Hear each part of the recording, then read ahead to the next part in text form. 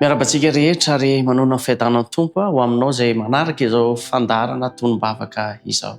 Raha lasa nabavy malala, zava-dehibe eo amin'ny fiainantsika tokoa izany mifampivavaka izany, satria ny tenin'Andriamanitra dia milaza hoe mifampivavaka mba ho sitrana ianareo, manasitrana amin'ny lafiny rehetra ny vavaka ary mitarika antsika ho amin'ny fahasoavana izany vavaka izany.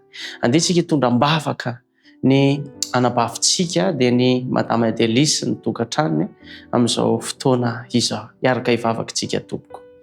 Andriamanitra tomponay eo, Andriamanitra fitiavana ianao, Andriamanitra lehibe ianao, Andriamanitra ianao tokoa dia Andriamanitra mihaino vavaka, malala ny any am-ponay tsy miloaka any, malala ny any an-tsaina ihany, kanefa zava-dehibe aminay ny mamboraka izay etaetanay sy ao anatin'ny fonay.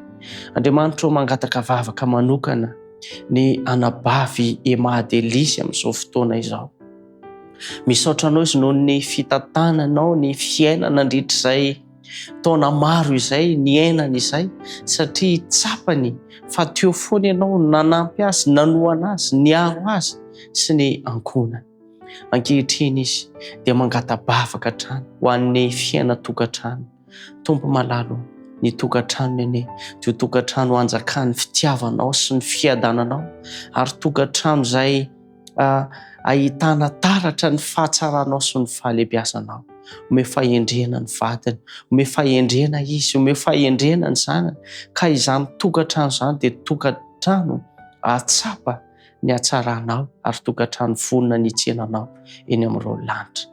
Raha misy ny banga ao anatin'izany tokantrano izany, mety izy ianao Jesosy malala, ameno izany banga izany ary aoka hisaotranao mandrakariva izany tokantrano izany noho ny hatsaranao.